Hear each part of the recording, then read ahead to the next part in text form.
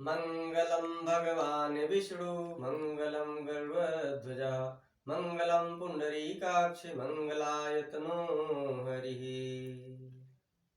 बोलिए पार ब्रह्म परमेश्वर की, गुरुदेव भगवान की, आज के देवता की, आज के आनंद की। जय जय श्री राधे श्याम भागवत महापुराण की।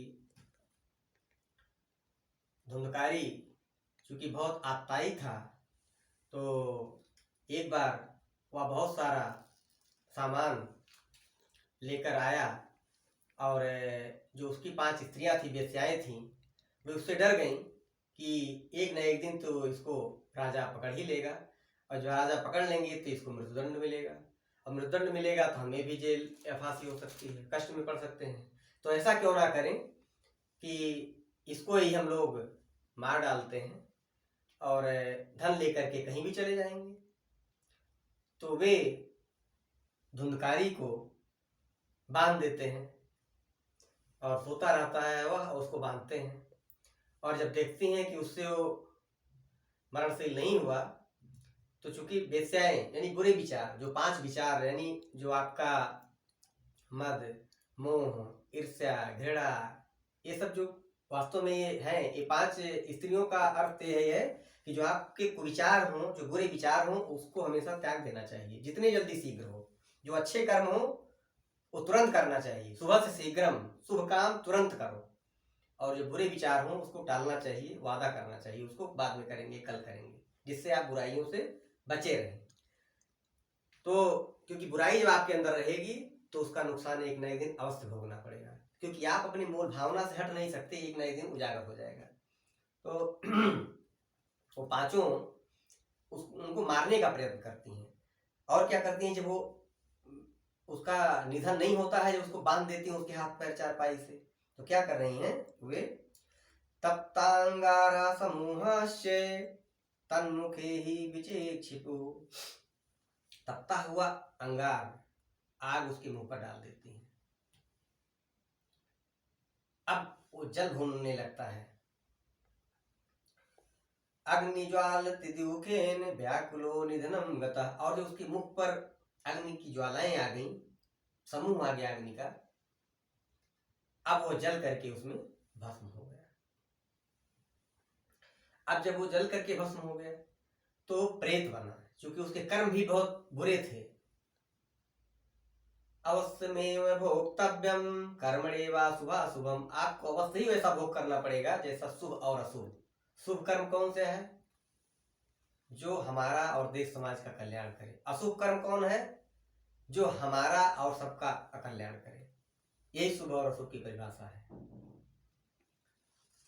तो अब जो प्रेत हो गया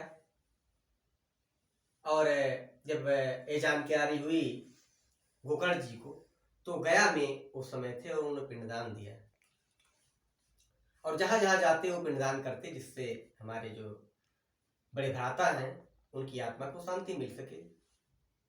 तर्पण किया उन्होंने और उसके बाद वो घूमते घूमते अपने गांव में आए और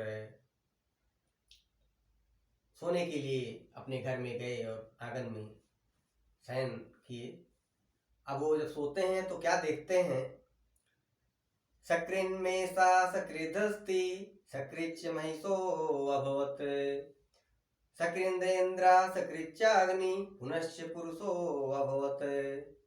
अब वो देखते हैं कि कभी भेड़ा, कभी भैंसा, कभी हाथी, कभी इंद्र बन करके उनके स्वप्न में आ रहा है और कभी पुरुष बन के भी आ रहा है। तो कह रहे हैं ये कौन है, एक शायद ही कोई प्रेतात्मा है। तो पूछते हैं मतलब आप कौन हो और बताओ। तो चूंकि उसके कर्म इतने बुरे हैं धुंधकारी के कि वह बाई रूप में है और वह कुछ बोल ही नहीं सकता, कुछ बोल ही नहीं पा रहा, क्या बोले। तो चूंकि गोकर्ण जी बहुत तपनिष्ठ हैं और क्या करते हैं, ततो अंजलौ जलं कृत्वा गोकर्ण अस्तमुठैरति तत्सेकद प्रापो वसु पुनरुक्तुपचक्रमे। तो वो जो है जल आमंत्रित करके जल छिड़कते हैं उनके ऊपर, तब वो बोलने लगता है और बोलता है, कहता है धुंधकारी। चूंकि जो संत हैं, महात्मा हैं, उनकी बड़ी महिमा अपार है, उनमें शक्ति होती है। भगवान कहते हैं अहम भक्त पराधीन, हम अपने भक्तों के अधीन हैं। और भक्त कौन है? भक्त अभक्त में क्या भेद है? जो भक्त है वह अनुरक्त है। अनुरक्त किसमें है? उसकी आत्मा परमात्मा में मिली हुई है। उनको क्या चाहिए? भगवान का शरण चाहिए, और हमेशा भगवान के शरण में लीन रहता है। उस भक्त की आज्ञा का पालन भगवान करते हैं। तो वहां पर जो हमारे गोकर्ण जी है, अभिमंत्रित करके आज्ञा देते हैं, उसके ऊपर छिड़कते हैं और वो बोलने लायक हो जाता है। फिर मनुष्य के रूप में वो बोलने लगता है उनसे, और वो बोलता है अहं भ्राता त्वदीयो अस्मि धुंधुकारेति नामिता, स्वकीया नैव देशिणं ब्रह्मत्व नास्त्यं यथा। हम आपके भ्राता हैं और अपने कर्म के कारण ऐसा हुआ है, दोष के कारण, और हमारा नाम धुंधकारी है। ये बताते हैं धुंधकारी जो प्रेत है। और अब उनका जब कहा गया है कि हमारे वाङ्मय में है, ये जनश्रुति भी है, लोकोक्ति भी है, क्या है?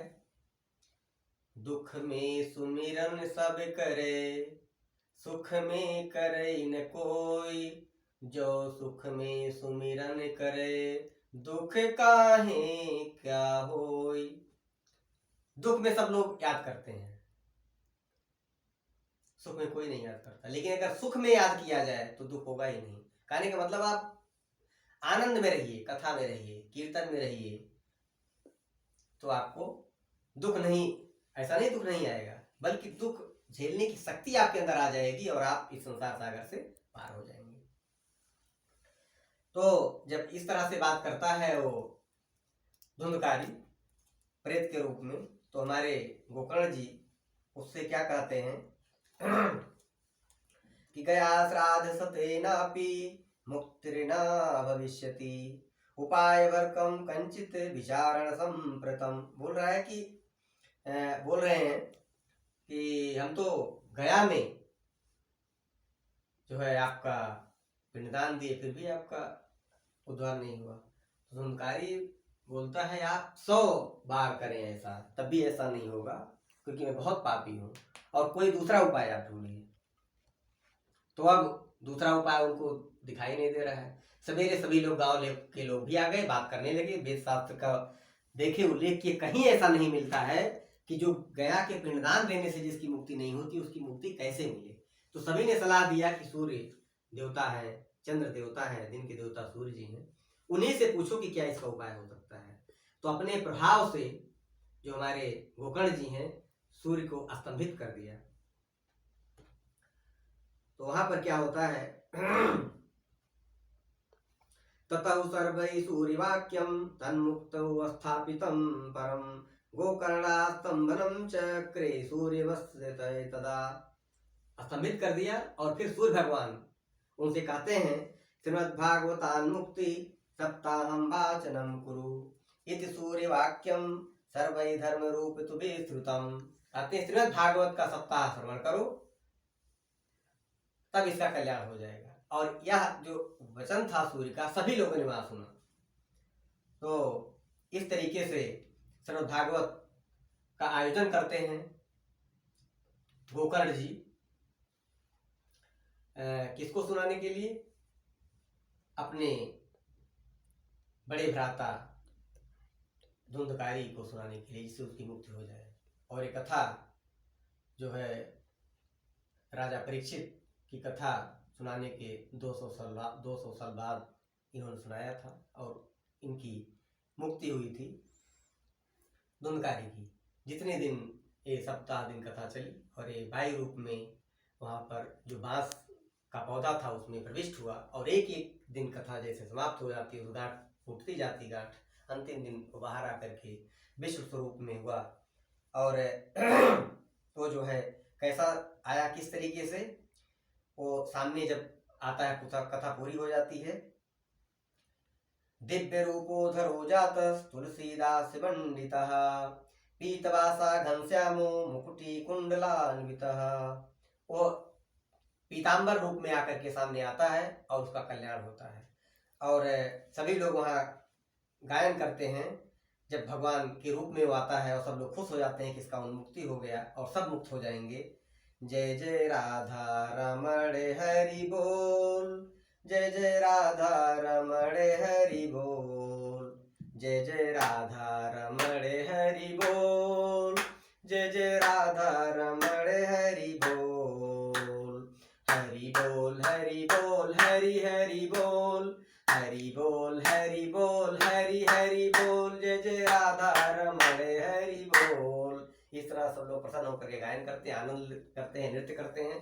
तो कथा में जब भी आपको समय मिले तो आप बिल्कुल आनंद होकर के अपने आप को भूल जाइए और आत्मा में स्थित हो जाइए। इस तरह भागवत कथा सबका कल्याण करे। जैसे हमारे धुंधकारी जो गोकर्ण की कथा से धुंधकारी जो भगवान स्वरूप में होकर के मोक्ष प्राप्त हुआ और आप लोगों को इस कथा का महती लाभ मिले, कल्याण हो। जय जय श्री राधे श्याम भागवत भगवान की जय, कृष्ण सरकार की जय, राधे रानी की जय, गुरुदेव भगवान की जय।